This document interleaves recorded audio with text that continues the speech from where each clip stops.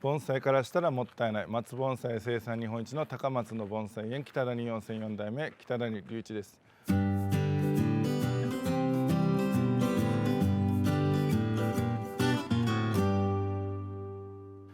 今回のテーマは五葉松に目切りが必要かどうかというお話をしていこうと思います。参考書とかね、いろんなところ、YouTube でされてる他の方なんか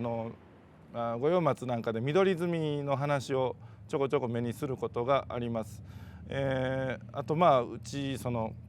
YouTube やり始めてから一般の方からねご質問なんかいただく中に、五葉松の芽が出てきたけど目切りはいつですかみたいなお話いただくことがあるんですけども、まず結論から言いますと五葉松、大体の樹種、に目切りは必要ないです。はい。してもいいですけど無理にしなくてもいいですよと。でその理由は何でかということをお話ししていこうと思います。まずこの2本並べてあるんですけど、こっちの木、これ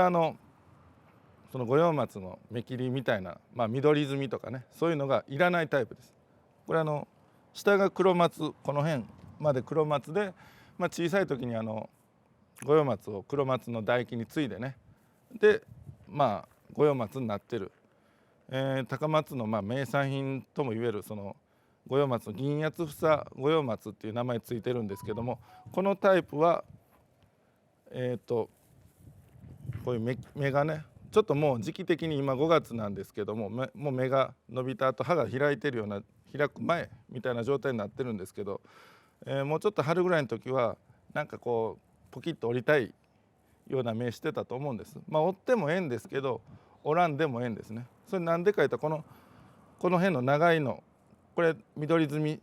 したかったであろうあたりなんですけど、こんなんはねそもそもね下にちょうどいい芽がおるんで、この大きくなったような芽がそもそもいらない場合の方が多いんです。その緑摘みをしたいと思うような枝というか芽とかね、こう大きくなったそもそもこう平均化を目指すような枝を作る中でもう大きすぎてだいたいいらない。だから仮に今この切り取ったをここで、春ぐらいにこうポキッとね折っとったとしても結局のくような場合が多々あるんですね。もうほとんどそんな感じです。だからそういう樹種に対して緑でもわざわざね時間かけてしたところで、多少徒長する芽の栄養が他のとこ行くから多少動吹きする確率上がるかもわからんですけど、大した効果は僕は得られないと思ってるんで、こういう八つ房ってついてるのは大体芽が出やすいんですけど、特にそういう系の五葉松はあんまり緑摘み芽摘みみたいなのはいらないかなと思います。でいるパターンはどういう子かと言いますと、この子未生五葉松と呼ばれとるついでない五葉松ですね。こういうとこちょこちょこ伸びてますけども、これも今5月なんでこんな感じですけども、ちょっと前までは、葉っぱがこんな出てなくてこうポキンと折れやすいような見た目してたと思うんです。こういうのはもしねこれ今葉っぱありますけどない前提で春の状態だとしてこうポキッと折っとけば一つ下のね関節部分というか節というかね、去年と今年の境目あたりにまた新しい芽が出やすかったと思うんですよ。こういう長いとこ切っとけば折っとけば折れば。今やっぱちょっと今これ切った、折った脇にこういうちっちゃいのが一つ折るんですけども、分かりにくいですけど折るんです。でもそういう折ったらよかったなと思うようなところの下にいない場合があるんです。もしかしたらこれ春に折ってたとしたら下に出てたかもしれない。この葉っぱの具合でね、葉っぱの処理の仕方でまた芽が出たりとかいう、技術的な他にもあるんですけども、芽折りはこれしてたらもしかしたら下にいい芽が出てたのかなというような感じの雰囲気はあります。だからこういうね未生五葉松、八つ房でもねちょっと弱いタイプの五葉松、弱いっていうかね、なんていうんですかね、だから随生とかね九重とかね、ああいうのもね意外と芽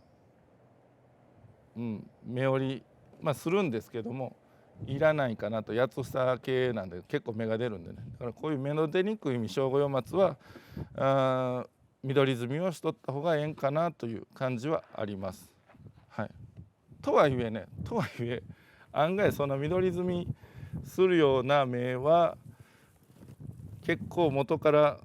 取れてたりとかする場合があるんですね。こういう強いの脇にはちっちゃいのがおったりとかね、結局切っちゃうなという場合も多々あるんはあるんです。はい、だから五葉松の緑摘みしてもいいんですけど、無理にしなくてもいいかなというのはそういうあたりです。だいたい下に何か芽がおるだろうと、はい、そんな感じですね。はい、今回は以上です。盆栽からしたらもったいない北谷4世4代目北谷隆一でした。チャンネル登録、高評価よろしくお願いします。この度無料のメール講座を始めました。僕の知識経験、20年以上かけての知識経験がぎゅっと詰まったメールが、定期的に40本以上届きます。限定動画も20本以上作っておりまして、より分かりやすくなっていると思います。概要欄のね登録フォームからメールアドレスだけで登録できます。中身はもう全部無料になっておりますので、ぜひとも皆さん登録してみてください。